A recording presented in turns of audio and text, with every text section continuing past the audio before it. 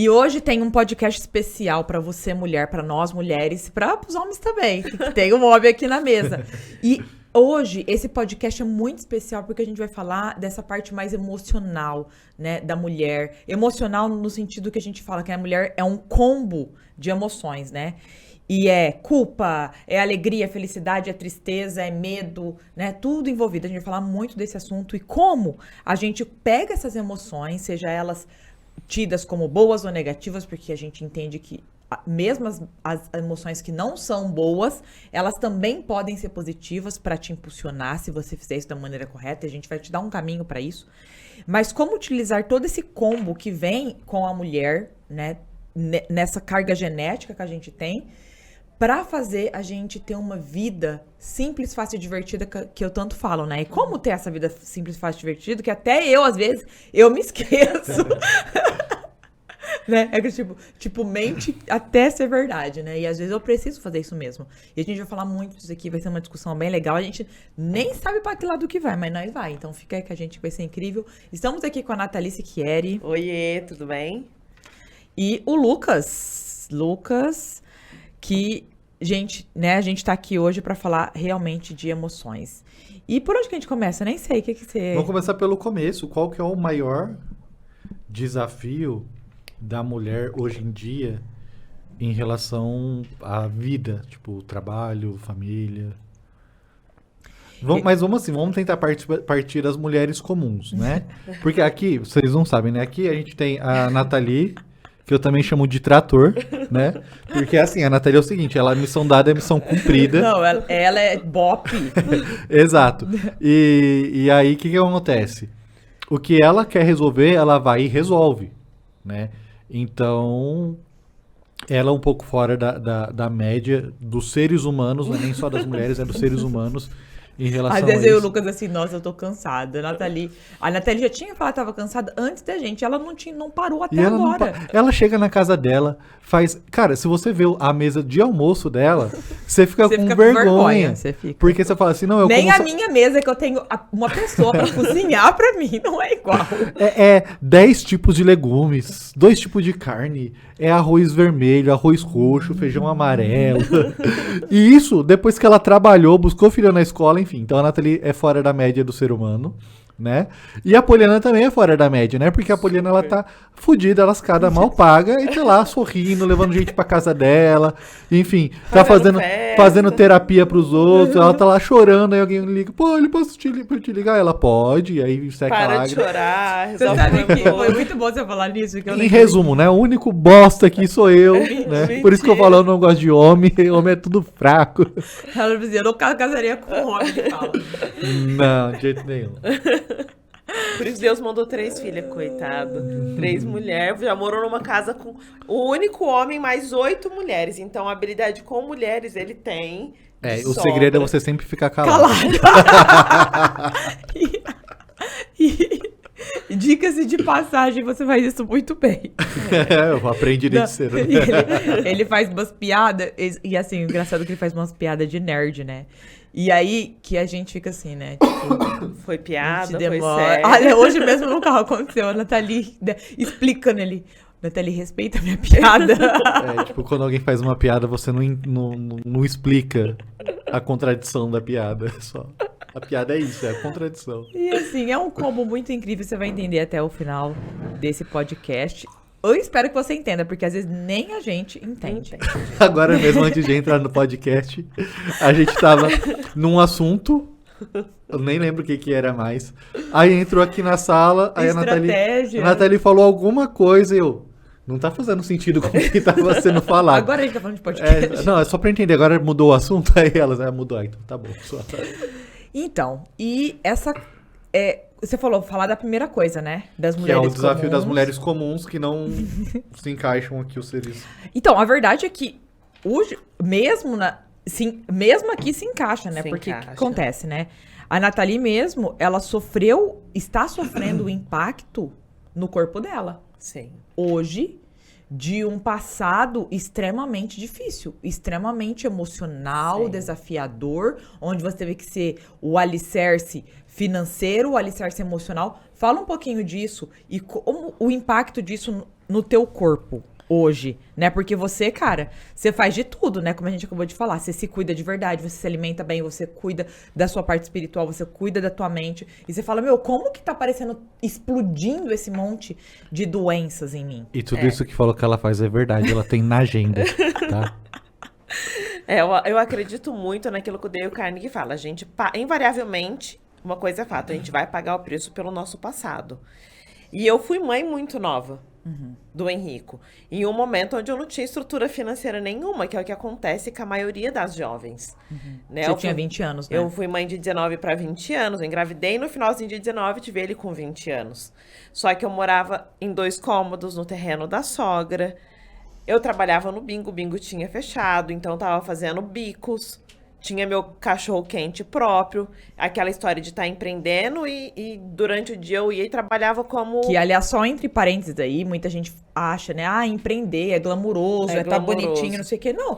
Cara, se você é faxineira, você não tem um salário fixo, você tá empreendendo. Se você tem um cachorro quente na porta da tua casa, lá no bairro, nos Cafundó do Juda, que era teu caso. Exatamente. Você tá empreendendo. Você tá empreendendo. Você não tem um salário fixo, uma carteira assinada, você tá empreendendo. Você querendo ou não, essa é a realidade. Exato, e empreender é o quê? O dia que você tem como você tá trabalhando, o dia que você não tem como, você não tá faturando. Porque é exatamente isso, porque se você tá doente, ainda mais quando você é a sua eu presa, o que é o meu presa? Você trabalha por você mesma. Eu presa no meu mundo. Eu presa. Não é eu empresa, é eu empresa. E é quase isso, né? Porque se a pessoa não tá ganhando dinheiro, o marido não tá ajudando, mata. Aí mata, vai eu presa. É eu presa ao meu trabalho. De ter que fazer aquilo para poder ter uma renda, de fazer tudo, não tem uma equipe, não tem ninguém. Então, a soma disso tudo e vir um filho com uma doença extremamente grave, que em 2006 foi o 8º descoberto no mundo, estamos falando do mundo e não do Brasil, vivo com essa doença, e você tem que ser forte. Porque você vê as pessoas desmoronando e você simplesmente olhar e falar assim, cara, não, as pessoas que você tá falando, né?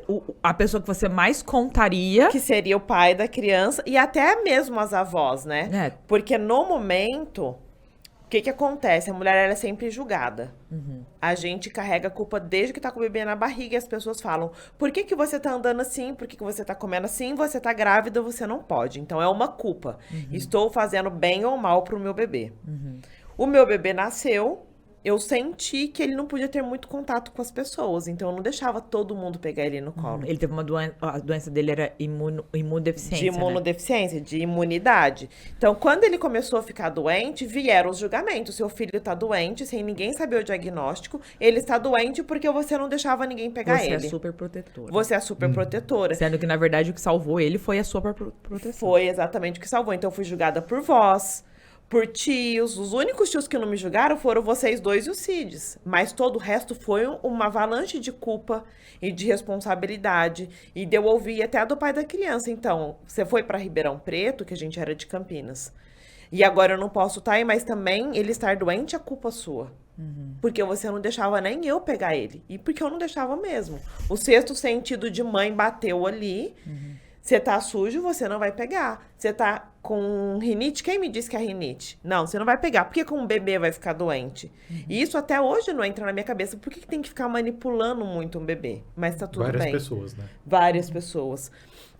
Então, veio toda essa culpa, toda essa carga emocional. Então, ok, então eu preciso E aí fala um ser pouquinho, forte. E assim, só pra vocês poderem entender, né? Ele ficou no hospital, só aqui no Brasil foram quase 10 meses. 10 meses, quase só um ano. aqui no Brasil. Só que ele teve várias paradas cardíacas, respiratórias. Parada respiratória, ficou no CTI 2 vezes, uma vez por 30 dias, outra vez por 15 dias. Então, foi uma jornada muito pesada de hospital. E Ficava no isolamento, né? Ficávamos no isolamento. E durante os dias normais, assim, era eu no hospital. Você grávida do Gabriel ia revezar, ficar umas... É, porque aqui a gente faz tudo assim, entendeu? A gente não faz um negocinho de uma coisa de cada vez. A gente faz... Todo tudo. mundo junto. Você ia revezar 3 horas comigo na parte da manhã. Você chegava por volta das 9, ficava mais ou menos até meio-dia, 1h da tarde, com o Henrico pra mim, porque você tinha que trabalhar. Então, você ficava um período ali, combinou com o Cids, preciso de ajudar pra ela descansar. E a mãe chegava à tarde. De domingo e segunda era uma bênção, porque o Lucas ficava comigo no hospital a tarde inteira. Então, eu não ficava sozinha no hospital. De domingo e de segunda. E o pai dele vinha visitar de vez em quando, mesmo nós estando sendo casado. Tipo, uma vez por mês, uma vez a cada 15 dias. E isso com o filho né? No hospital, no isolamento, em um período que não tinha videochamada, não tinha WhatsApp, não tinha gravação de chamada e ligação. Era E mesmo se absurdamente tivesse, cara. a gente também não tinha dinheiro pra nada. Naquela época era terrível. Exatamente. Então, o apoio veio de vocês. Um homem que tem muita habilidade com mulher e de outra mulher. Foi o apoio que eu tive naquele período. E ele só começou a ficar muito presente um dia que o Cids ligou pra ele e falou: cara, seu filho tá morrendo no hospital, você tá abandonando ele. Você não vai fazer nada. Que foi a primeira vez que ele teve parada respiratória, que foi em maio. E o Henrico internou em janeiro, então quer dizer que até maio ele viu o Henrico pouquíssimas vezes no hospital. Ele ainda tava, como se diz, avoidant. Se afastando. Se afastando emocionalmente. Tipo, ele não tava...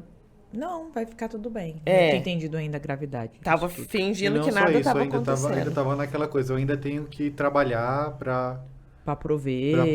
e, tipo, e a parada já não era mais essa, né? Já era... Cara, Exatamente. vai morrer. Exato. Então, assim, fica aquele... A chance do Henrico viver era muito pequena, né? E nós, mulheres, fazemos o quê? A gente arruma solução, aprende a conversar com o médico. E aí eu fui pra Itália junto com o pai dele e com o Henrico doente. E aí, Porque você conseguiu uma pesquisa, com tudo pago. 100% gratuita, não tive que pagar nada. Graças a uma médica incrível aqui da USP, a doutora Maria Célia Serve. E aí chega lá, o que é? Outra vez que você tem que ter coragem. É outra língua. E aí eu fui pra lá sem falar oi, sem saber falar nada em E italiano. nem Google Tradutor existia ainda. Não, né? exato. Só pra ficar claro. Foi 2007? 2006. 6. E aí aprender outra língua, porque o pai não tinha coragem de aprender outra língua pra se comunicar com os médicos. E aí o que eu consegui... Você morou 2 anos lá, né? O que eu consegui foi comprar um dicionário e todos os dias os médicos davam um relatório. E aí eu traduzia palavra por palavra pra eu ir aprendendo o italiano. Em 90 dias eu tava falando italiano. E eu não queria mais a intérprete porque Viu? porque eu percebia que a intérprete Eu acho falava... que tá bom já. Vamos acabar esse podcast que eu tô ficando com vergonha. Eu vou ali fazer um xixi. Que a intérprete falava coisas que não eram adequadas. Só que isso eu conheci infinitas mulheres na mesma situação no hospital. Que precisou de aprender o que não sabia, aspirar o nariz, fazer uma manobra, tudo porque não teve uma outra pessoa para apoiar, porque vários casos, e era o que as médicas mais ficavam preocupadas, que os pais abandonam filhos doentes, separam da mulher e da criança, e fica só a mulher no hospital e a família da mulher. E dependendo do caso, tipo, por exemplo, no meu caso eu fiquei 2 anos em vida de hospital. Direto, praticamente, morando no hospital. Muitos casos, até a família abandona o bebê. E a mãe vai visitar de vez em quando. Tamanho é o cansaço emocional. Então é assim, só que também porque essa mãe não teve um apoio de pessoas para revezar, para ajudar, assim como eu tive aqui no Brasil. Pessoas para me apoiarem, para minimizar. Só que lá na Itália era você e acabou o Era só assunto. você. Era eu e eu. A gente mesmo se falava o quê? Uma vez por mês, olha lá. Exatamente, era muito caro na época. Não tinha condição de a gente ficar se falando, Não era de esquece. graça pro WhatsApp. Era marcado e vocês dois ficavam esperando do lado do telefone, porque sabia que naquele dia era o dia que eu ia ligar. E como que marcava? Eu nem lembro. Era na carta? última Que ligação que eu acho que a gente marcava. A gente sempre marcava na última ligação. Então tá, dia tal eu te ligo de novo. Olha só. Era um modo que a gente tinha naquela época. E aí, vamos lá. Aí você teve toda essa questão hospitalar e tal. Depois, né, ainda aquela pressão, né? Esse tratamento vai funcionar, não vai? Porque eu não tinha um prognóstico de longa vida ou não. Quando é algo genético, por exemplo, a doença do Henrico, ela é genética. Então, ou seja, eu e o pai dele somos portadores de uma enzima. Que onde, juntando 2 portadores... Na verdade, você tem o déficit. Eu tenho déficit dessa enzima. E ele também, e aí o Henrico nasceu com déficit. Só pode ter um filho doente. As pessoas têm desafio de entender que ela deu uma doença pro filho. A pessoa tem desafio e a família tem desafio. Do lado dele, ele tem 5 irmãos. E aí todo mundo virou uma revolta. Imagina, não tem ninguém doente na família. Isso não veio da família. Então, teve a revolta genética. Eu não aceito isso não é verdade, esse exame tá errado. Algumas pessoas até chegaram a falar, você tá criando história pra ir pra fora do Brasil. Mas sem R$1 no bolso, não tem como você criar história e uma fez campanhas. Uma pesquisa mais de custear por uma coisa que você tá criando história. E, infelizmente, durante muitos anos, eu acredito que muitos deles ainda nem entenderam, porque ainda tem essa história. Ah, vocês foram pra Itália porque a Nathalie criou um cenário. Então, ainda tem um desafio das pessoas entenderem o que é isso. Não, na minha família não tem gente doente. Aí você passou por esse processo e aí chegou um ponto que você decidiu ter mais um filho para tentar ter mais uma segurança de que tivesse o 100% compatível ali com o Henrico. E tudo isso no meio de um casamento caindo aos pedaços. Destruído. Sem recursos financeiros. E eu precisando, por exemplo, a sorte que eu tive de Deus foi que a gente chegou aqui e vocês tinham uma função pro pai do Henrico da empresa, para ele poder trabalhar. Porque nessa época a gente já tinha melhorado. Eu falei que você foi embora pobre, quando a gente voltou. A gente era pobre, quando você voltou, a gente já tava num processo de enriquecimento. Exato. Quando eu fui, vocês tinham Verona ainda. Então, quer dizer, um Verona 95, e isso era 2006, quando eu fui pra Itália. Com pintura personalizada. Muito obrigada pela lembrança. Eu era depiladora, somente depiladora, nada mais que depiladora. Essa pintura foi personalizada por culpa do Henrico. No dia que ela foi sair correndo pra me levar pro hospital, que ele teve insuficiência com o Gabriel respiratória. Com 2 meses? Um mês? Eu tinha 1 mês, porque foi em maio isso. E aí bateu na garagem que era extremamente apertada pra gente chegar rápido no hospital. Então, foi por uma justa causa. Não foi por bração de trânsito. E aí, tava precisando de pessoa no escritório. E mesmo o Henrico tendo que tomar que ele tomava por dia, somando os horários todos, 40 remédios no dia. Então, tinha uma demanda grande de necessidade minha com ele. Só que você morava muito perto do escritório. E aí, eu tive a bênção de poder deixar o Henrico na sua casa, com a mesma babá que cuidava do Gabriel, e eu poder ir lá nos horários do remédio, dar o remédio pra ele e voltar a trabalhar. Aí, o grande ponto é que essa carga emocional se juntando. Tudo isso se juntando, a gente fingindo que não tá acontecendo nada. Vamos resolver o filho, vamos resolver a parte financeira, vamos vender. Aí você engravidou, aí... Trabalhei grávida. Eu mesmo, né? Aí, tipo assim, só que foi uma gravidez muito difícil, não foi uma gravidez fácil, né? Uma gestação conturbada. Mesmo todo medo envolvido. Foi uma gravidez... conturbada emocionalmente e fisicamente. Mas você engravidou propositalmente, né? Bom deixar claro, porque era uma das esperanças de... Na época que eu engravidei, o tratamento do Henrico não estava funcionando. Então, os médicos falaram, ele não podia fazer transplante de medula. A não ser que fosse com doador 100% compatível. E aí, eles falaram assim, existem casos que as pessoas conseguem ter um irmão 100% compatível. E eu falei, poxa, então vou tentar. Conversei com Deus, mas mesmo que a gente conversa com Deus, a gente tem fé, a gente acredita que vai dar certo, a gente tem medo de não dar certo. Claro. E aí, com esse medo absurdo do Alessandro ter a mesma doença do Henrico também, e voltar uma jornada de hospital, enfim, né? Então, foi uma gestação tensa. Tive que fazer um exame. Uma gestação estratégica, né? Uma gestação estratégica. Tive que fazer um exame muito caro para ver se ele tinha doença do Henrico ou não. Graças a Deus, descobri que ele não tinha, que ele é 100% compatível. E é aquela história. Deus sabe o que é para cada um, né? Porque a gente descobriu que o Alessandro era 100% compatível. Umas 4, 5 semanas depois, o tratamento do Henrico começou a funcionar lindamente bem. maravilhosamente bem.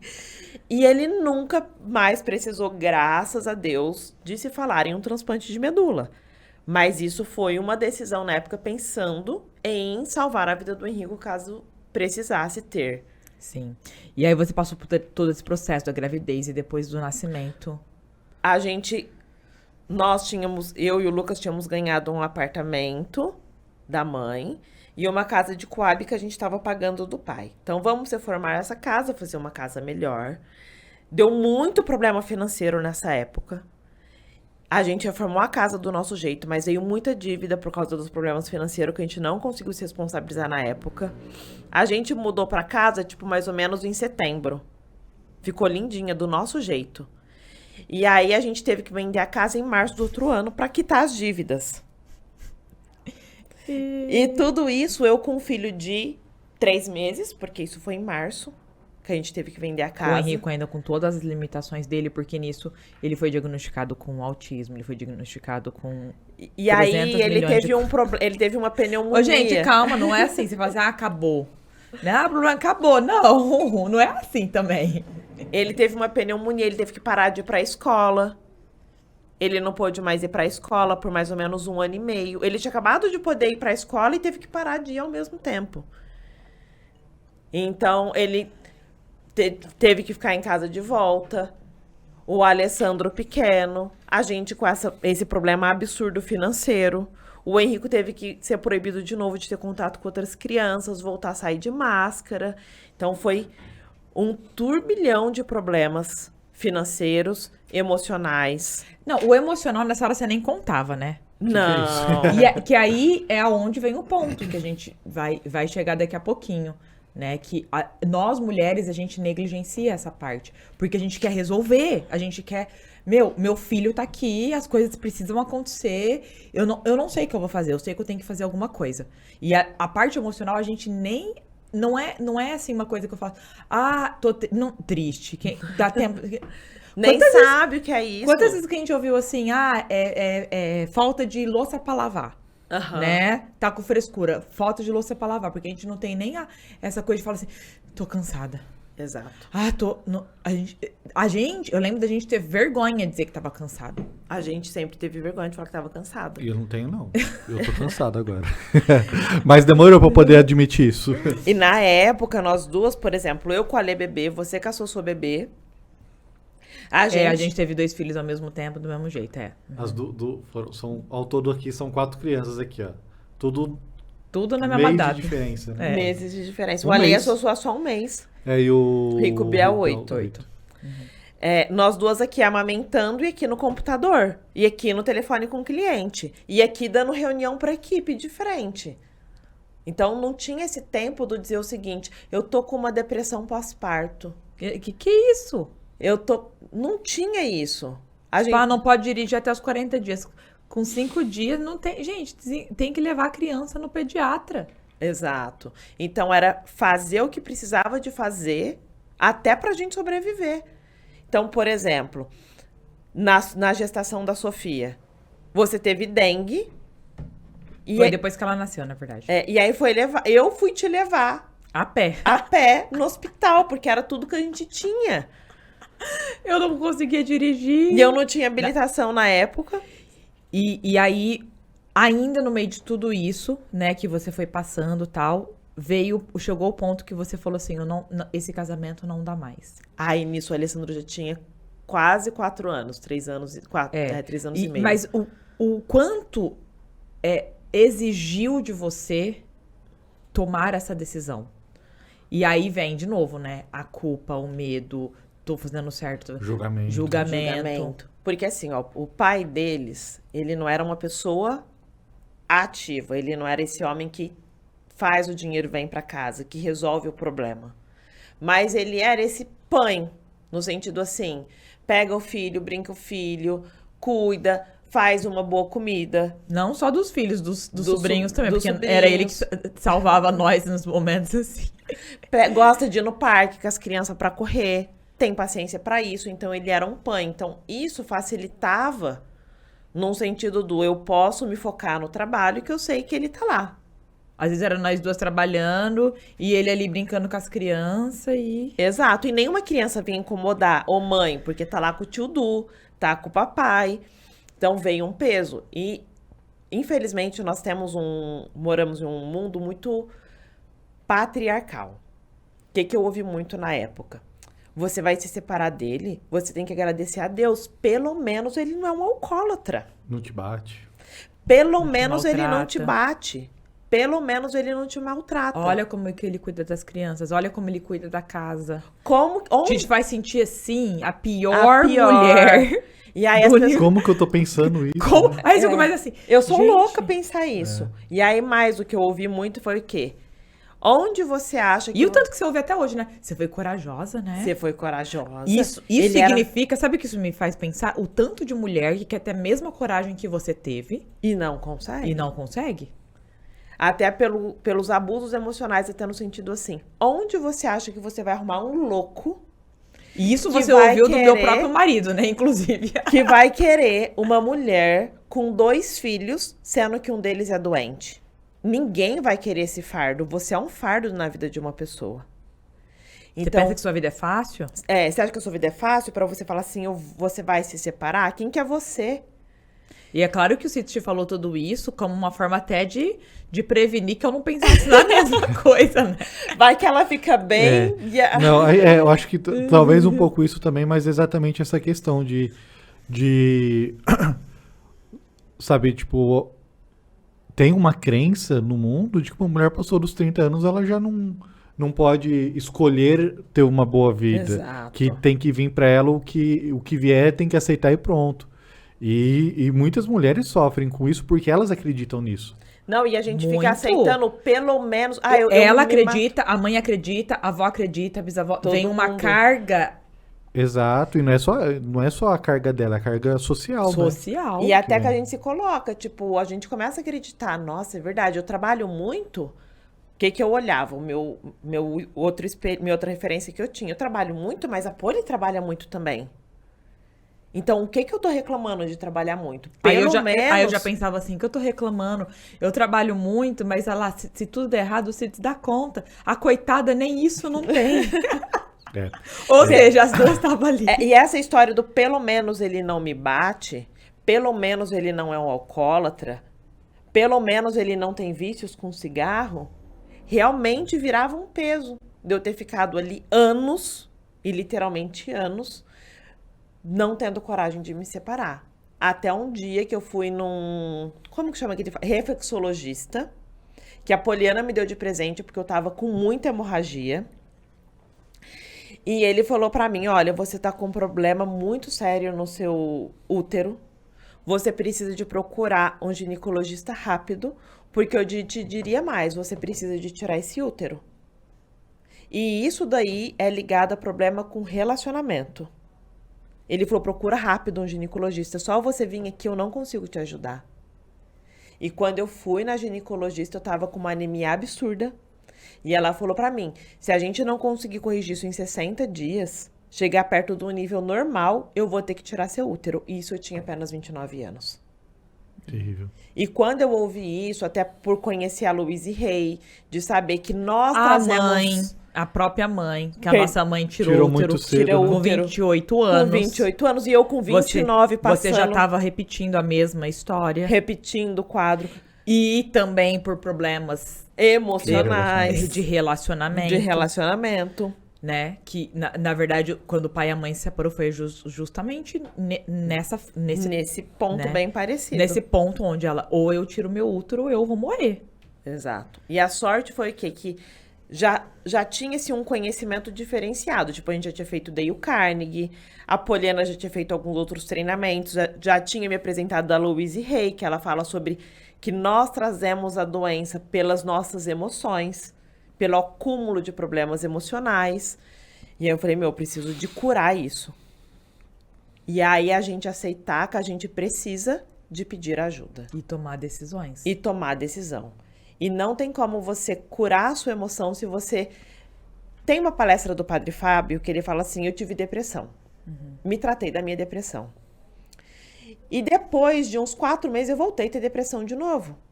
E aí eu entendi que eu estava tomando as mesmas decisões que me adoeceram.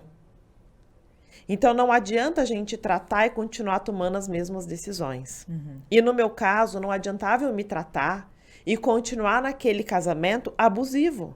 Porque quando você não tem uma pessoa que tá junto, que arrimo, vamos crescer junto, vamos fazer tudo junto, que não tem aquela parceria ou um apoio emocional, se tudo desabasse, eu ainda tinha que apoiar ele emocionalmente. Eu acho que o pior de tudo é que assim, né? Falando de uma maneira mais generalizada, é que a maior parte dos relacionamentos começam. Só que aí fica junto, não tem um contrato, vamos dizer assim, de relacionamento. Olha, e aí, quem que vai ser o quê? Porque até assim, beleza, a Nathalie é rumo de família, beleza, ela tinha muito mais capacidade de ser do que o marido dela na época. Mas o ponto é que ele queria ser, às vezes brigava com ela por trabalhar muito, não é?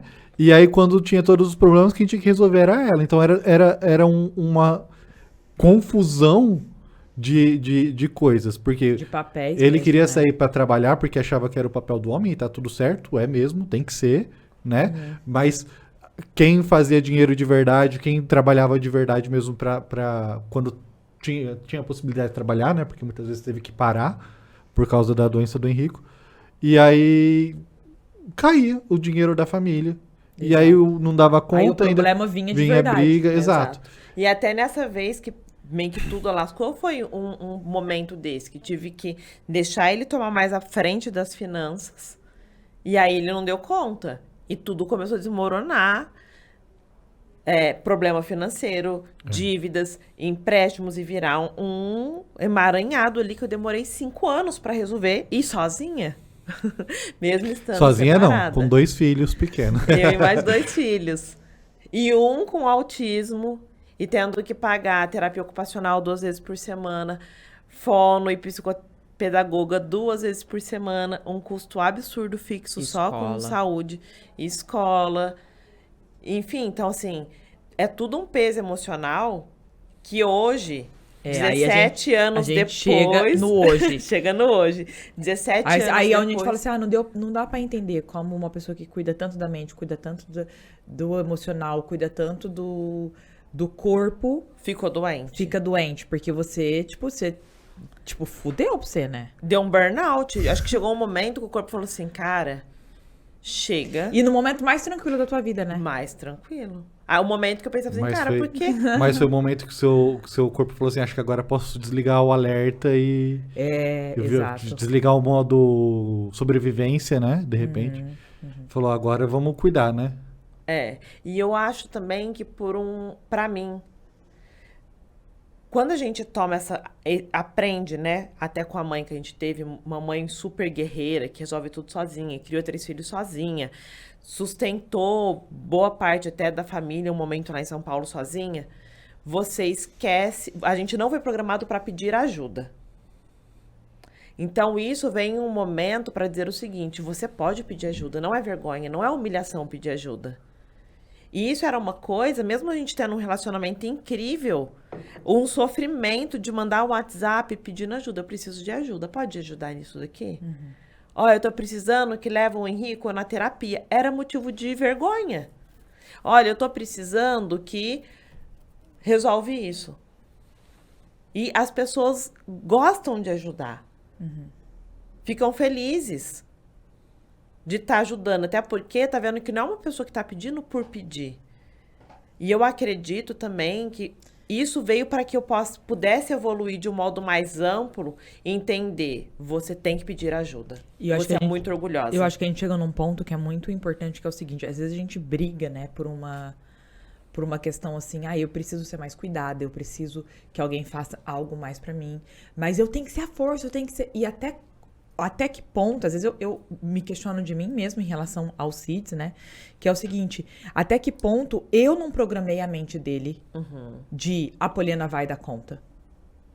Disso daqui ela vai tirar de letra. Porque eu tinha orgulho de tirar de letra. Eu tinha orgulho de ir no supermercado sozinha e catar aquele monte de coisa sozinha com uma barriga de 9 meses e falar assim, não, tudo bem. Deixa comigo. Deixa comigo. Não. E por quê? Porque, cara, se eu não fizesse, se eu não tivesse ali trabalhando, se eu não tivesse, sei lá, fazendo 10 coisas ao mesmo tempo, ainda ajudando na escola e naquilo, sendo essa loucura que a gente mesmo faz com a nossa agenda, ninguém Exato. coloca nada na tua Ninguém agenda. coloca. E a gente não para nem pra pensar nisso. Porque, na minha cabeça, se eu não usasse a palavra estou muito ocupada, eu estava sendo, na verdade, inútil. E eu não queria me sentir assim. Então, hoje eu olho pra isso e falo assim, o quanto eu não me coloquei nesse lugar de não preciso de ninguém pra me ajudar. E até mesmo de como as pessoas iam me ver, principalmente o Cids, né? Que era a pessoa com quem... Porque quando a gente é pequeno, é o pai, a mãe, né? Ah, eu quero mostrar pro meu pai e pra minha mãe que eu consigo, né? Eu tenho muito essa coisa, eu quero ser amada, eu quero ser querida, né? E quem eu tenho que ser pra que você goste de mim? Exato. E pro Cids eu sabia que a questão do resultado era uma questão muito forte pra ele. A questão do ser eficiente era uma questão muito forte pra ele. Porque era assim que ele vivia a vida dele. Então eu não queria ser um trabalho pra ele. Então, na verdade, não, a gente tá junto. Então, o lugar em que eu ocupava no meu próprio casamento era um lugar muito difícil de se estar. Porque eu tinha que estar sempre pronta. Literalmente. Porque até quando eu tava sem maquiagem, ele falava pra mim, você pode ir lá tirar a cara do teu pai? É, verdade. Vocês lembram disso? Você acordava maquiado até de final de semana. Né? Porque era uma obrigação mesmo, né? Então eu tinha que estar sempre pronta. Só que eu me coloquei nesse lugar. Ninguém me colocou lá. E às vezes... E a mulher, ela precisa de entender que às vezes a gente se coloca. Eu concordo, mas não concordo totalmente, né? Sim, você se colocou lá, mas tem o ponto que você não se colocou lá por vontade própria. Não, foi por... Você se colocou lá porque você acreditava que tinha que ser assim. Sim. E também por uma imposição velada Mas do existe Cids, uma que é cobrança da ô sociedade. Dona Maria, e aí, essa cara? Entendeu? Não, sim. exato. Não, quando eu tive as crianças, por exemplo, uma coisa que ele mais falava, e agora grávida, quantas vezes me pensando assim, né? Meu Deus, como que eu vou voltar meu corpo? Agora eu já tô com quase 40 anos. Meu Deus, vai ser mais difícil, porque com 28 já não foi tão fácil assim. Agora, e essa pressão psicológica que eu me faço agora, me lembrando, hoje, conversando até com a tia lá em casa, que o Cids falava pra mim, você tem 6 meses pra voltar ao corpo. Olha só. Tá Você vendo? tem 6 meses pra voltar ao corpo. Senão eu te amarro. Quantas vezes você Atrás já do ouviu? carro, na frente do carro, e você tem que ir correndo, senão eu te atropelo. Não, E, cara, e assim, ele falava de modo brincalhão, mas o quanto que isso É duro pra entra gente. na alma da mulher que quer ser vista como a linda, a maravilhosa, a esposa. Mas as visitas fazem isso, Poli. Quando você recebe a visita... mas você tá usando cinta? Então, quer dizer, tem uma pressão na sociedade. Ontem, por exemplo, eu vi um desses reels de brincadeira. A mulher brincando com o marido. Me dá a unha de gel de presente, apenas R$120. Ele, que te dá o quê? Eu vou fazer de garrafa PET. Aí fez lá, mostrando o trabalho. Aí eu gosto de ler os comentários pra ver. Toma vergonha na sua cara. Você precisa de dinheiro de homem pra quê? Vai trabalhar. Tá implorando uma unha de gel de só R$120. Isso é uma vergonha de mulheres. E, inclusive, muitos homens escreveram no comentário. Eu fico chocado o quanto as pessoas estão doentias da mulher não poder receber um presente do marido de R$120. É vocês que recusam, não é a gente que não quer dar. E depois vocês reclamam que nós homens não fazemos nada. Só que tem uma outra contrapartida que era onde eu tava, que era o seguinte. Existe essa opressão sutil, Isso. né? Existe.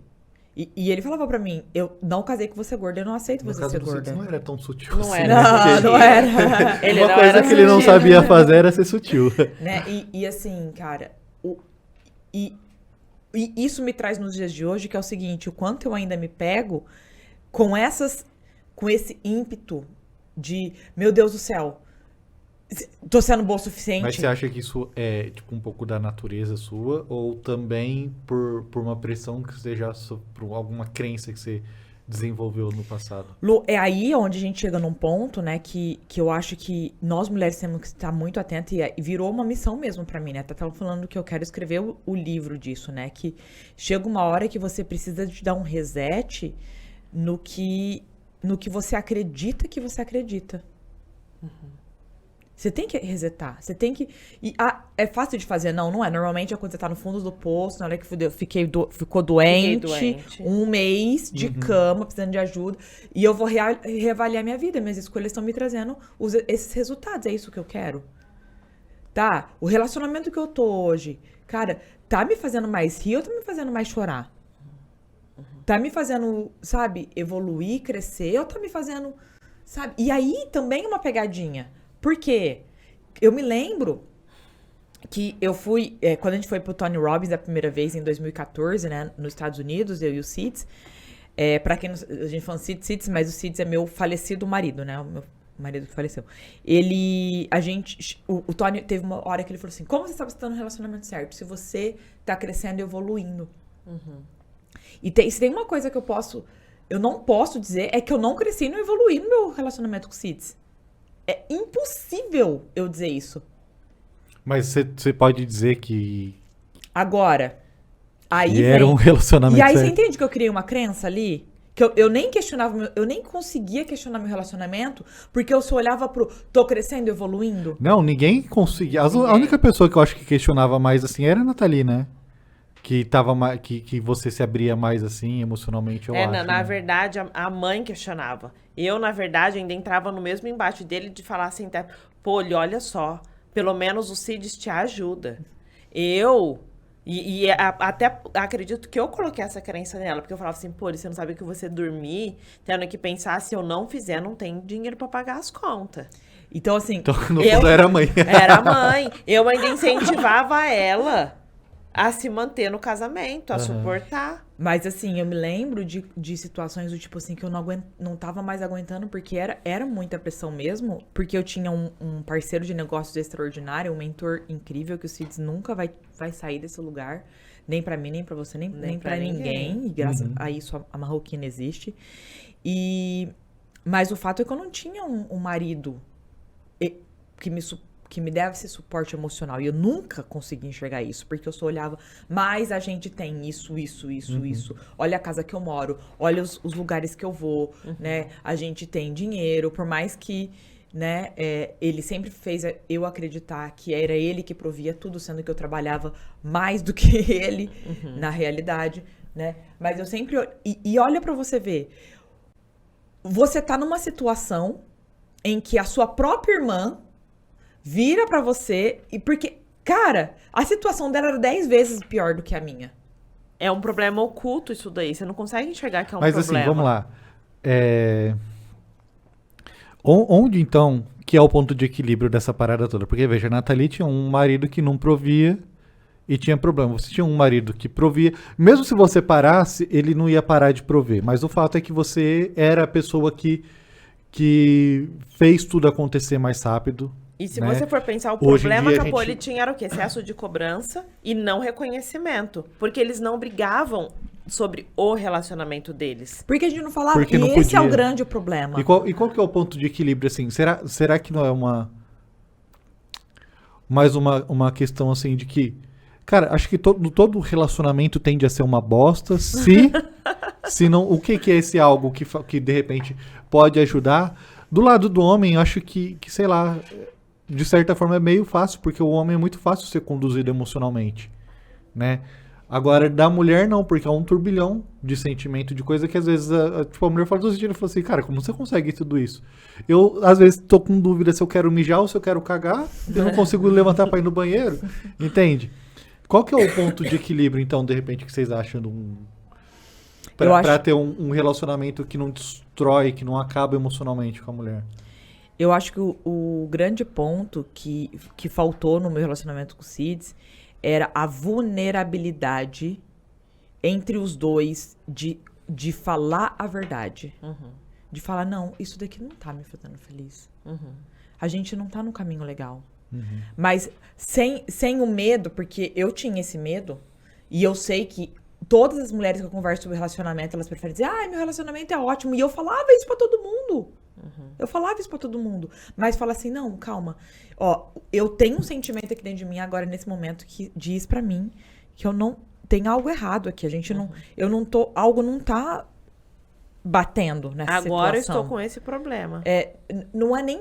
às vezes não é nem um problema ainda. Né? Mas assim, pra isso, você tem que ter um alerta ligado nas suas emoções. Que é o que a gente acabou de dizer aqui antes.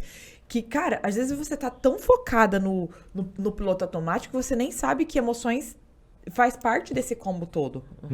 E você tá... Só que aí você vai criando o quê? Ressentimento. Né? Você vai criando aquela coisa... Eu, por exemplo, eu tinha medo de falar o que eu tava sentindo pro Cids, por exemplo. Não tô feliz, eu não gostei do jeito que você falou comigo. E ele virava pra mim, como ele fez 1 milhão de vezes, e disse: Poli, eu sempre fui feliz sozinho. E se você não tá feliz, você tem que encontrar sua felicidade. Eu não vou te fazer feliz. E ele tava certo. Só que o problema é que eu tinha tanto medo até de expressar o que eu nem sabia o que felicidade era pra mim. E o ponto é que tá num relacionamento, beleza, eu não vou te fazer feliz. Mas a gente tá num relacionamento e você tá infeliz por alguma coisa que eu fiz. Então, exato, vamos conversar. Qual que é a minha parte aí da responsabilidade pra eu corrigir isso? Hoje, tendo um relacionamento onde eu posso falar, conversar e expressar, né? O quê? Eu lembrei uma vez que a gente tava lá na Itália ainda, eu acho, ou sei lá, que se era na Irlanda, na Itália, que a gente tava fazendo aquele encontro lá, eu, você, o Eric, que é o atual marido da Poli, e a Tasha, que é a cunhada da Poliana. Não sei se você lembra aí, eles não fizeram as tarefas deles lá. Você lembra disso? Lembro. Aí os dois começaram a falar de sentimentos, assim, eu tava assim. Aí, Lucas, e você? Não, eu acho que o que vocês estão sentindo aí, beleza, mas não é meu problema, não é, it's not my business, né? Aí falando da situação sua com o Eric, que os dois ainda não tava se ajeitado, e eu assim, gente, muito, não dou conta de falar tanto assim, né, de sentimento, né? E isso, veio muito do Cities também. Muito. E, cara, e assim, eu falo pro Eric, você tá me ensinando muito, porque, tipo assim, às vezes ele tem que desbravar eu, assim, tipo assim, what is up? O que tá acontecendo? E eu, tipo, não, nada, porque na minha cabeça eu tenho que resolver esse problema sozinha. E sem falar. Porque eu vou resolver sozinha, eu sei que eu consigo, e tipo assim, é mimimi. E rindo. É mimimi da minha cabeça. Eu tô sendo fraca. Só que a verdade é o seguinte, quando você fala... É a mesma coisa quando você vai numa terapia. Nunca fui numa terapia, mas eu acredito que isso aconteça. Você não tá esperando que o terapeuta resolva o seu problema. Só que o fato de você falar o que não tá bem construído dentro de você... Vai te deixando claro. Te ajuda a deixar claro.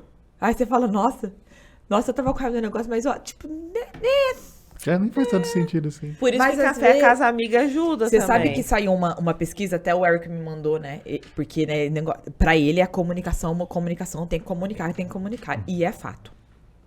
Ele mandou uma pesquisa que é o seguinte, 90% dos casamentos acabam não é por falta de comunicação.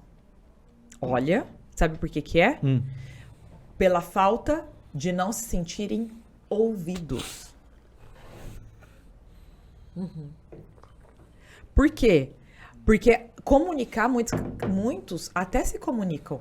De que jeito? A culpa é tua, você, aquilo outro. Só que você tá sendo realmente ouvido, igual o Eric, ele tem o hábito de falar assim, eu consigo entender o que você tá me dizendo. Você tá me dizendo isso. Eu fico até com vergonha às vezes. Nossa, eu falei isso daí. Eu falei igualzinho, ele tá falando. Eu falei isso daí mesmo. Aí ele falou assim, ok, como eu posso te ajudar a sentir melhor em relação a isso? Ele não vai resolver meu problema. Mas ele tá me dando um apoio.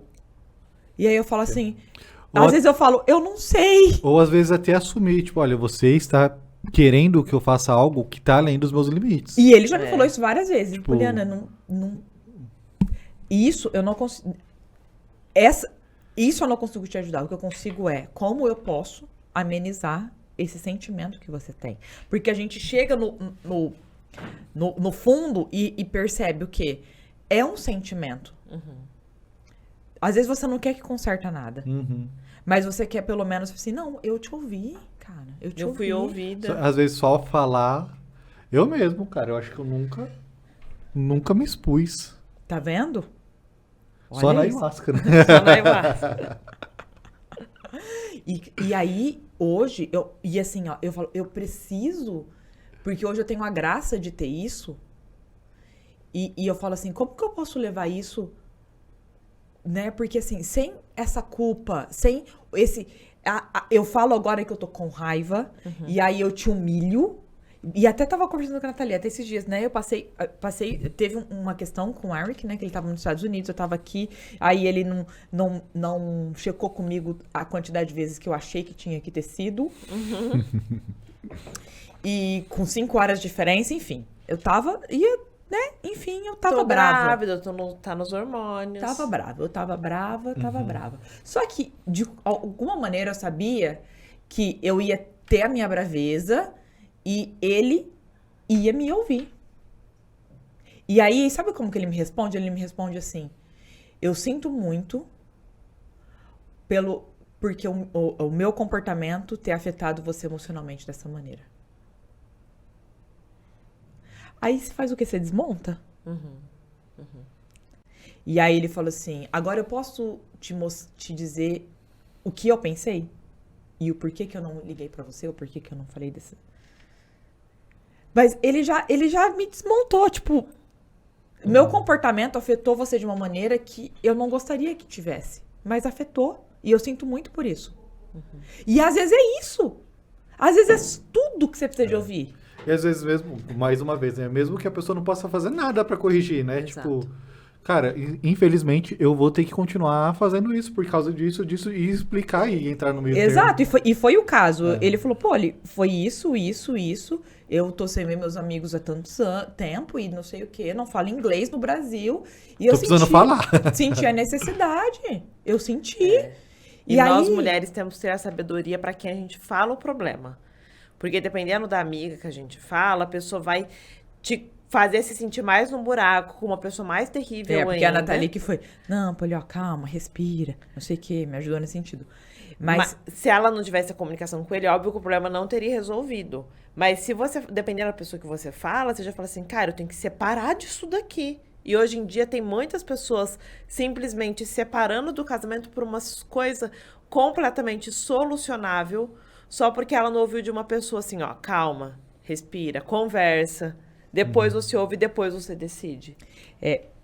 mas acho que ainda o grande ponto é justamente nessa coisa do ser ouvido, sem estar sem culpa, sem estar sem apontar o dedo, sabe? Sem julgamento. Ter coragem de se expor, eu acho. Sim. Porque assim, eu vejo, por exemplo, eu não consigo... Tem hora que eu tô sentindo uma coisa, eu penso em falar assim, já nem sei mais, tipo... O que é? Por da onde... Mas a gente foi muito criado Já assim. parece tão escroto quando vai sair da minha boca, que parece que eu meio que já me resolvi. Mas né? é o nível de Mas o autocrítica. sentimento continua, né? Exato. E, por exemplo, eu vejo o Eric, né? Porque o Eric não tem problema de falar, né? Tipo, às vezes do nada, conversando comigo, ele fala, mas eu, tipo, tal época da minha vida eu me senti assim. Enfim, né? E eu falo, cara, eu não consigo falar de algo do passado meu e falar como que era emocionalmente, só falo o que aconteceu, né? Uhum. E eu vejo o quanto que pra mim é difícil mesmo ter um relacionamento exatamente por causa disso. Porque, assim, eu sei dessa importância, mas eu não sei a minha capacidade de fazer isso. Exato. Ou melhor, né? Eu sei a minha capacidade de fugir disso. Exato. E é muito fácil fugir, porque fugir não é consciente. A gente é inconsciente. E aí a gente ensinado. vai carregando isso, só que o homem ele extrapola de outras formas, né? Tipo, se afasta. É a primeira coisa que empareda, acontece. enfim. Agora a mulher acumula, né? Acumula, aí ela entra, tudo, tipo, aí a culpa é porque como fala? A toalha Tá no chão. E não é a toalha. Não é o lixo que não foi colocado lá fora. É um negócio agora que virou um turbilhão dentro dela, que ela já não tá conseguindo nem se resolver entre ela já tá, e aí a gente vai, né, pra parte. Aí o sexo fica uma bosta. Aí você, sexo não é tudo no casamento. Cara, eu vou falar uma coisa. Foi isso que não fez eu e o Cid se desconectar por completo. Porque se você tem um casamento onde você só dorme junto, você tem um amigo, você não tem? Não tem. E às vezes nenhum amigo você não tem, né? É, porque você não tem vai uma pessoa. falar. Você tem. Porque é só treta, né? É só treta. E, cara, e assim, ó, porque traz essa questão Poli, mas eu não consigo nem olhar. Aí que tá, né?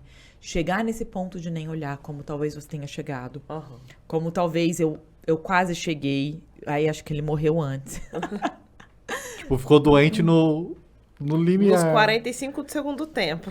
Não, inclusive, uma das conversas mais difíceis que eu e o Cid nós tivemos, e reais, foi no dia do aniversário do Gabriel, 5 dias antes dele falecer. Que eu falei pra ele, eu falei, olha, eu preciso te dizer uma coisa. A gente já sabia que não tinha mais jeito, que ele ia morrer mesmo e tal. Eu falei, eu preciso que você morra sabendo disso. Eu não sabia me expressar, eu tinha medo de me expressar pra você. Eu achava que você ia me convencer que eu tava errada e você fez isso a vida inteira muito bem, obrigado. Só que com toda essa questão que aconteceu, com a sua doença, com tudo isso, eu tinha tomado já uma decisão que mesmo que se você conseguisse se superar desse câncer, eu ia me separar de você. Ele chorou. Ele falou, eu também me separaria de mim. Né? Ele não me pediu desculpa nem nada. Mas esse é o Cid. Né? Mas foi a conversa mais real que a gente teve em 17 anos de casamento. Precisa de esperar tudo isso. Pensa os casamentos que chegam, tipo, vamos divorciar, é agora, não dá mais. É a hora que vem toda à tona a verdade. Né? E às vezes de uma forma tão dolorida, eu até falei pra Nathalie, né? Eu falei assim, às vezes eu tomo cuidado de não falar quando eu tô com muita raiva, porque eu tenho tanta habilidade com minhas palavras que eu posso fazer qualquer pessoa sorrir de alegria ou chorar em posição fetal. Então, assim, eu tomo muito cuidado com o que eu vou dizer. Eu tomo muito cuidado antes de falar de esbravejar. Porque uma coisa eu entendi, quando a emoção sobe, a inteligência diminui. Com certeza. E é esse ponto que a gente precisa de começar a evitar. Só que tem uma coisa. A gente ensina as pessoas como elas vão tratar a gente. Sabe como? Como a gente se trata. E de verdade, a gente se trata muito mal. A gente não cuida das nossas emoções, a gente não cuida da gente como a gente gostaria, a gente vai levando... Eu me lembro quantas vezes que eu andava com meu coleirinho no carro, porque eu ia trabalhar chorando, né? Fazia todo o percurso chorando. Mas aí eu chegava lá, eu tinha que dar um treinamento, tinha que fazer uma palestra e eu tinha que ser a foda do caralho da porra toda. E eu tinha que mostrar Aquela força. Eu tava destruída. E aquele... Porque a gente foi ensinado que chorar é fraqueza, quando na verdade chorar é uma força. É a coragem de você demonstrar o que você tá sentindo.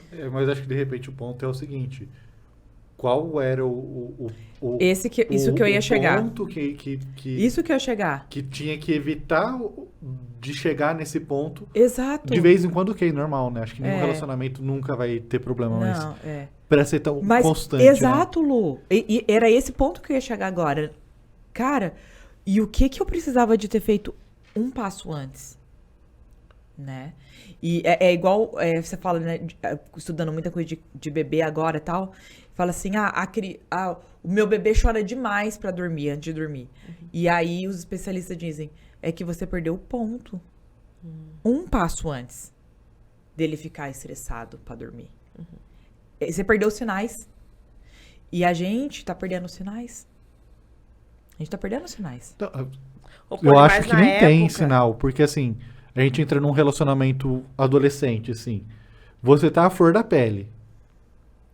Aí muita gente vai e fica com algumas pessoas durante a adolescência. Tem um namoradinho aqui, um namoradinho ali.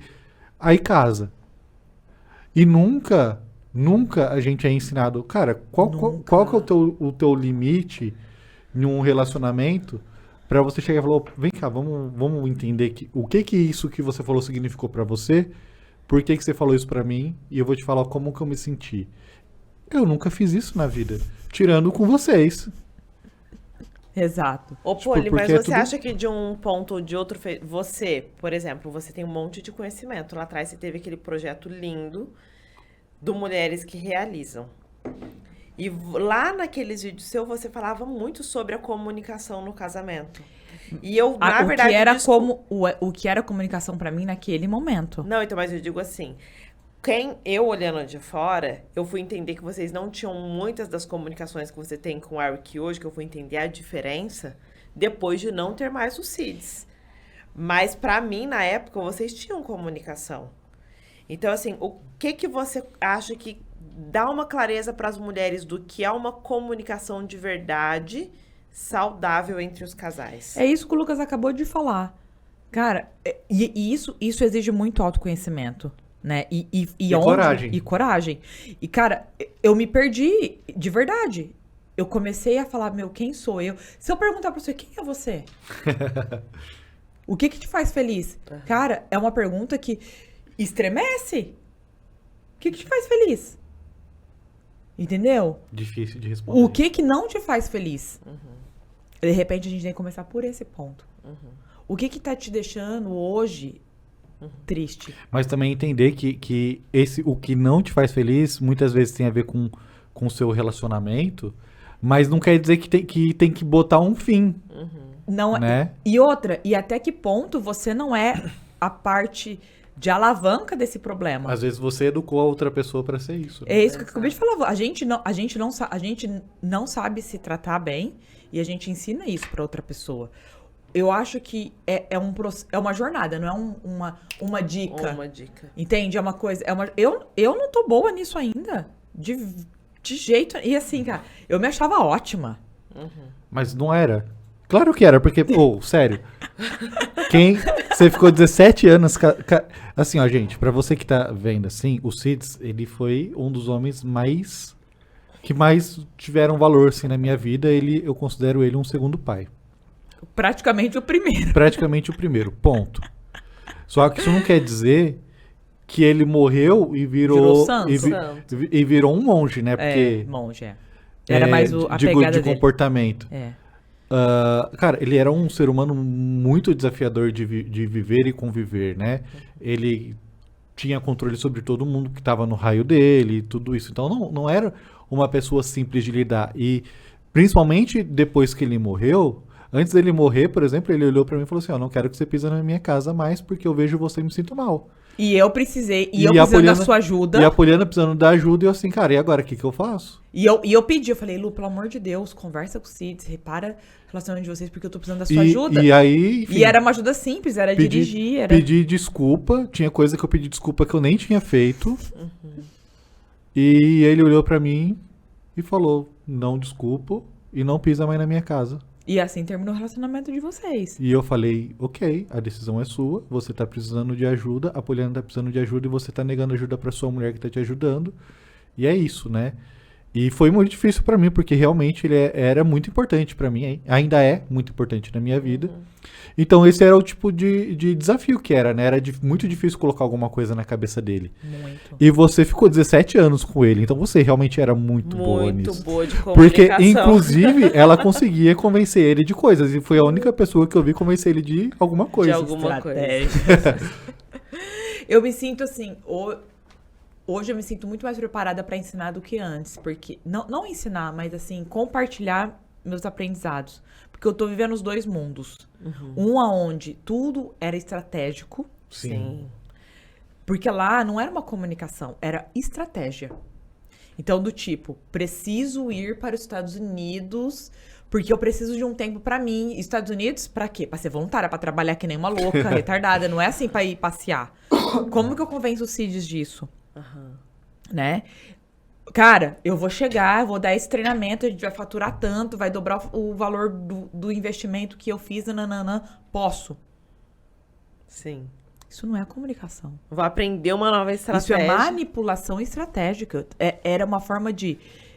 Quando eu falo manipulação, não é manipulação do lado negativo, mas era uma forma de, cara, de fazer as coisas parecerem o que elas não são. De convencer. Mas eu não podia chegar pro meu marido e falar assim, olha, eu tô me sentindo overwhelmed, Tipo, sobrecarregada, e eu preciso de ficar um tempo fora. Não, isso daí não. Se você falasse isso, pronto. Isso é uma comunicação verdadeira. De você ter essa Poder falar a vulnerabilidade. Eu chegar, igual eu chego pro você, não, ontem mesmo ele decidiu no negócio tal. Aí eu falei, eu mandei uma mensagem. Me desculpa, estou me sentindo sobrecarregada nesse momento. Eu não consigo te responder essa pergunta. Você pode resolver isso sozinho? Isso é uma comunicação efetiva, de verdade. Aonde eu estou expressando o real ponto. Você que sabe, tanto faz. Não. Porque você começa... E aí é foda, né? Aí a pessoa faz. Ai, tá vendo? Se eu não faço, não Exato. posso nem descansar na vida. Então, cara, você deixou na mão do outro, aceita que dói mesmo. Aceita. Exato. E assim, cara, e a gente começa a ser ríspida e falar de um jeito, mas a gente não comunicou o que tá acontecendo. Eu nunca pude comunicar o que estava acontecendo com o Cids. Eu tinha estratégias pra convencer ele que eu precisava de fazer algumas coisas. E não era pra mim, era pra empresa. Mas, de qualquer forma, num relacionamento saudável, isso também é necessário. Hã? Sim. Exato! Então, veja, tipo, mas cara, assim, a Poliana, ela é uma das poucas pessoas que eu conheço que é capaz de pegar um conhecimento e transformar ele na prática. Sim. O 30 dias foi isso, né? 30 dias pra... O 30 dias me salvou em todos os sentidos. Por quê? Eu comecei pro Tony muito frequentemente. Né? Eu ia 2, 3 vezes por ano pro Tony, como voluntária. E eu tinha que trazer um projeto pro Cids. E, aliás, uma das vezes, em 2016, o Cids perdeu $1.000 no banheiro. E aí ele falou, esses $1.000 vai virar muitos milhões. Porque ele tinha essa coisa, né? Tal. Esse vai virar muitos milhões. E eu tô vendo que é você. E ele criou esse nome, Eu Nasci Pra Ser Feliz. Porque você tem essa pegada, tal. Só que, na verdade, ele colocou um peso tão grande nas minhas costas. E ele falou, você tá aqui, você tá aprendendo, você isso, você tá aquilo, você aquilo. Você já é a equipe do Tony Robbins, olha isso daqui. Você blá, tem a blá. habilidade de falar. Todo mundo tá aqui, todo mundo te conhece, blá, blá, blá, blá, blá. Então, era esse jeito que ele me incentivava. Só que... E aí, eu montei esse treinamento, 30 dias pra ser feliz. E eu fui criando, né? Passo a passo, ferramenta por ferramenta, tal. E eu mostrei o projeto pro Cids, gravei num estúdio, terminei o projeto, lindo. A gente prestes a começar a vender. O Cids teve câncer. Descobriu, né? Ele Descobriu. Ele tava já, né? já tinha há um bom tempo, provavelmente. E ali eu descobri, né? Ali eu falei, porra, agora parece que a vida tá me testando, né? Tipo, dá pra ser feliz quando tudo dá errado, né? Dá pra conseguir utilizar essas ferramentas. E cara... E aí o 30 dias me salvou de verdade, porque foi ali, né, que 3 meses depois do Cids faleceu. E a primeira coisa que eu fiz quando eu cheguei em casa, na segunda-feira, depois de assinar um monte de papel no banco, um monte de coisa do falecimento e tal, eu sentei e fui assistir. Eu falei, eu sei que eu tenho recurso, mas eu nem sabia encontrar eles. Não sabia onde estava. Estavam no curso que eu tinha acabado de gravar. Ainda bem que você externalizou antes, né? Ainda bem. Ainda bem, porque senão você se confunde. Não, por exemplo, eu quando tava nessa mesma época aí, eu tava mal. E eu com tanto recurso quanto, né? Tipo, até acesso ao 30 dias, por exemplo. E eu não conseguia pensar. Você não consegue pegar um livro assim, ler e fazer alguma coisa, né? E aí eu tive a bênção de encontrar o Eric no Tony. Eu tinha ido muitas vezes, só que ele tinha ido 10 vezes mais do que eu. Então, assim, ele tava muito... né? E assim, cara, tem um propósito aqui, né? E não foi um relacionamento que aconteceu fácil. Só fluiu. Não. Foi muito conhecimento, se conhecendo. E, cara, assim, ó, A gente se conhece tanto que é até uma coisa louca. E todo dia aparece um negócio novo. Eu falo assim, gente, eu não sabia nada do Cid. Ele não sabia nada de mim. Eu dormia com um estranho. E é difícil admitir isso. É muito difícil. Só que, eu vou dizer, 90% dos relacionamentos são assim. Você dorme Ou com mais. Você dorme com um estranho? Para, mais. Até os relacionamentos que duram. Exato. O meu durou, né? 17 anos. Deus que acabou com ele, não fui eu. Deus foi bonzinho com você, né? Porque ia ser difícil. Assim. Ia ser difícil. Porque o Cid falava pra mim, né? Não, beleza, gente. Se você quiser separar um dia, se a gente separa. As crianças ficam comigo, você vai embora, viver a sua vida. E só aí já... Um dia eu falei pra Nathalie, né? Eu falei, Nathalie, eu morro infeliz, mas eu não... Não separa. Eu não separo. Até as crianças terem idade pra escolherem com quem eles querem morar. Porque eu sei que essa é uma briga brava. Mas, isso a gente vai... Abordar em outros. Porque senão esse podcast vai ficar Do tamanho infinito. da vida. Se você tem curiosidade de conhecer mais sobre essas questões emocionais e tal, tem, né? O Poli.felicidade. E o Ponto Felicidade não, Polisiquiere. É só Polisiquiere lá no Instagram, tá bom? E muito importante, né? O que isso tem a ver com a marroquina, né? Porque nós somos mulheres e mulheres somos únicas e a gente tem que começar a entender as nossas emoções. E é uma jornada. Então, eu tô com você nessa jornada, estamos com você nessa jornada. E é isso. E a gente é igual você, a gente não é melhor nem nada. Né? A gente faz as mesmas cacas emocionalmente, tudo. A diferença é que talvez a gente saiba um pouco mais de coisa que você. E talvez a diferença de que a gente tem a gente pra se apoiar. Pois é. E que tem pessoa com conhecimento pra apoiar. É isso aí. Exato. Isso faz muita diferença. E pra quem é nosso cliente, tem. Quem tem conhecimento pra apoiar. Exato. Um beijo no seu coração Beijo. e até a próxima.